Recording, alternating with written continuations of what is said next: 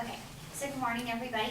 Now, I'm not here to tell you guys to never put somebody's name on you as a tattoo or anything about bad tattoos, because I think there's a show on Bravo for that. But you guys are all roughly my age, so we can all think back to the early 2000s when one of the most beautiful women we have today on the planet, Angelina Jolie, rolled up her sleeve and showed that nasty dragon tattoo that said Billy Bob. You guys remember that? Okay, so Billy Bob Thornton, right? So he's more than just a tattoo on Angelina Jolie's arm, or I hope she got it removed today. He's actually a really well-known actor, and he is directing his first film in over 10 years. It debuts July 3rd this year, and it is called Jane Mansfield's Car. Now, the person whose car it is Jane Mansfield, who is a forgotten star of the past. Which leaves many of the younger generation, like you and I, who are sitting in this classroom today, left who is Jane Mansfield. And God forbid if you do know who she is, you probably have the wrong perception of her. Something to do with her death. So I'm here today to dispel the myth that has kept Jane Mansfield from her honor by telling you who she really was. The myth and the story that has blinded everybody, and prove how it is not giving her the credit that she deserves today. So before I get any further along, let's tell you guys who she was. Jane Mansfield was born April 19th, 1933, and this is according to janemansfield.com, which is her authorized site.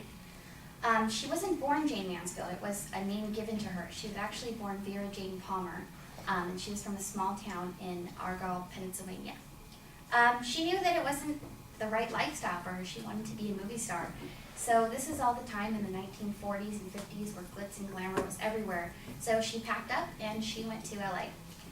Before she started everything with her career, she knew that education came first. So I don't know if there's any aspiring actors or actresses in here, but you're doing the same thing as she did, getting an education. I know in the beginning of class we talked about some whose team's who, and I don't know if I'm going to offend anybody, but she went to UCLA. Okay, but she did, and she graduated, and she was often referenced to a very high IQ. She starred in the same amount of films as Marilyn Monroe. Maybe you guys have heard of her, but often known as her shadow. She had platinum blonde hair just like her, bigger lips, smaller waist, fuller hips, and often gave the roles that Marilyn didn't want to Jane. So what I found interesting was IMDb said that they starred in the same amount of films, but everybody in here knows who Marilyn Monroe is unless you've been living under a rock your whole life. But no one really knows who Jane Mansfield was. Now, if you were to ask people on the street, they would tell you, oh yeah, the actress that was decapitated. Okay, pump the brakes. Decapitated? No. This is the common mistake that everybody thinks of her. So it sounds like she was a great person. I mean, a mother of 5,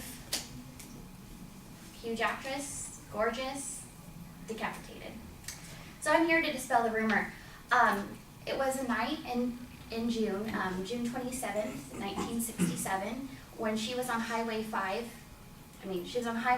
in Louisiana, when she was behind a car with 3 of her children and 2 other passengers, when there was a big rig truck spraying mosquito fog, which created a big like fog, and the car didn't see the big rig truck.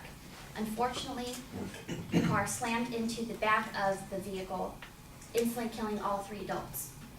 Now, her children did survive, but once the accident happened, her body was on the side of the road, and I have platinum blonde hair. Girls, this is no dye, this is solid bleach. It's very hard, that's why my hair is so short. So, keeping up in the 50s, they didn't have the product, so she often wore wigs. So once that she was impacted from the car, her wig was on the side of the road, which janemansfield.com says that it was said by media that it was her head, when in fact it was just her wig that was knocked off from the collision. Snopes.com is a website dedicated to true and false rumors, and it says, quote, although Mansfield's actual mode of death was gruesome, she was not decapitated. According to the police report on the incident, the upper portion of this white female's head is severed. And that's from Snopes.com, it says things like having Bigfoot. It talks about all the rumors, if they're true or if they're false. And I found this quote from Huffington Post to go along to say that Jane Mansfield's death catapulted her into legendary success, saying that because of this rumor, that's how she's remembered. And I think that's really, really unfortunate. So going along with being said, we know that she was not decapitated, but let me tell you guys how the media recently has shown her death as her remembrance. Have any of you guys seen the movie To Wong Foo with Wesley Snipes and Patrick Swayze? Mm-hmm. You have? Okay. So Patrick Swayze's character actually says, I feel like Jane Mansfield in this car. And Wesley Snipes says, uh-oh, Jane Mansfield? Not a good one. Not a good auto reference. And I mean, that is unfortunate because it's not like there's a young, pretty star in the mirror, like going to school, and then she says, oh, I feel like Jane Mansfield. It's all about the auto crash. So I feel that's really unfortunate. And then in 1994, IMDb says that there was a movie called Leprechaun 2. Anybody see that? Mm-mm. Me either. Okay. And I found this quote to be downright disgusting. It says, quote, if hearing the actual sound of Jane Mansfield's head being severed from her body is too intense for you, more power to you. Okay. So it's really unfortunate to hear those things because that's how she's being remembered. When I was doing my research, I looked if there was any other things talking about her. And there is a couple songs talking about the car accident. I want you guys to leave here today knowing more about the car than just the car accident. Jane has been quoted saying that I am in constant search of betterment for myself. So I hope that with hearing that quote and giving you all a glimpse to who she really was, the story behind the myth, and the negative rep that is damaging to her legacy, I'm able to dispel the rumor and shine a light on who she really was. And when you guys are bored like Shayna was on Netflix, you guys can type in her name and watch some of her films, such as The Girl Can't Help It or Some Like It Hot. And that's it.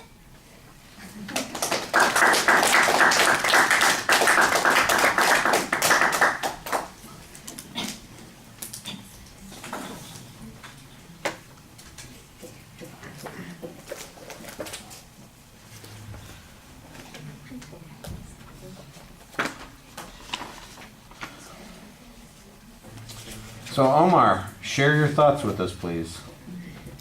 I think it was a really good introduction. I didn't know if the speech was going to be about tattoos or Angelina Jolie or Billy Bob, but I think I had to focus on like what she was going to talk about, and then she brought up the actress.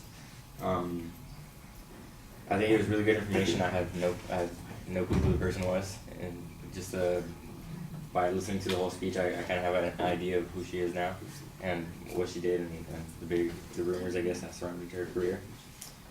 Besides that, I think it was very well organized. It was also very clear. I don't think any of the reading kind of affected her presentation or her projection of the speech, and I think she had a pretty good conclusion too.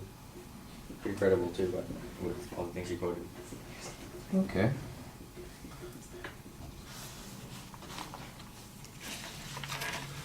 Well, I'm glad that you came and talked to me, about the speech a couple of times because it looked like it, went a much better direction as a result of our conversations than the way it was going originally. I thought you got something solid out of this. It's not just, let me dispel the myth. You put it in the context of why we should care about this, and I thought you did a pretty good job building up some reason for people to be interested in it.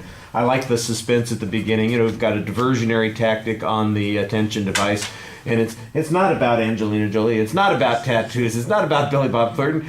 He just happens to be the director of this movie that's coming out that mentions the subject that I'm going to be talking about, and I thought that was kind of an interesting way to get started.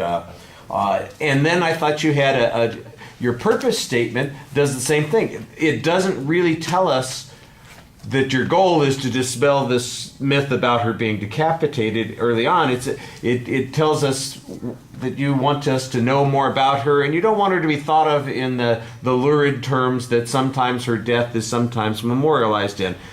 So you kind of keep us a little bit more suspense about what's going on. And then when you get further into the speech, finally the subject comes up, and anybody who knew before, they're going to be anticipating it, but everybody else is sitting there going, so what is it that happened? What is it that's going on? And I thought that you did a pretty good job building some interest on that.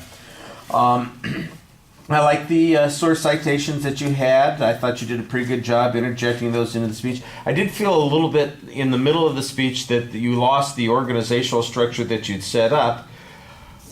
But at the end of the speech, when you summarized, I thought you did a very good job kind of reconstructing that for us so that everybody knows, okay, so that's how everything's put together. That makes a little bit more sense. So I think that like I said, you had a good preview and you had a good conclusions with the summary. But in the middle, I didn't really hear those kinds of transitions. You get involved in telling the story, and I don't think it kind of keeps the same structure. We're hearing the story that you're talking about. But at the end, we get a chance to figure out what that all is. So I thought that worked well. On the presentation issues, look, your vocals and your eye contact are excellent. I think everybody notices that. You're doing a good job there.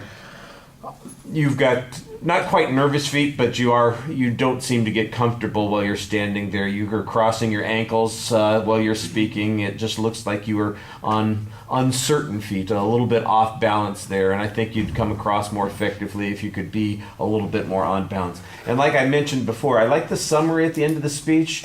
I'm docking you a point for, though, guess what? UCLA. No, not the UCLA reference. No? No, I didn't take any points off for the UCLA reference. Your Daffy Duck, or excuse me, your Porky Pig exit. And that's it. Come on. You had a good stopping point. So I hope some of you will check out her films like The Girl Can't Help It, or How to Marry a Millionaire. Was it How to Marry a Millionaire? No, what was it? Some like it hot. Some Like It Hot. But that's where you wanted to finish, not and tossing in that I know. I just pass off line. stutter a little bit. Yeah, I know. I understand.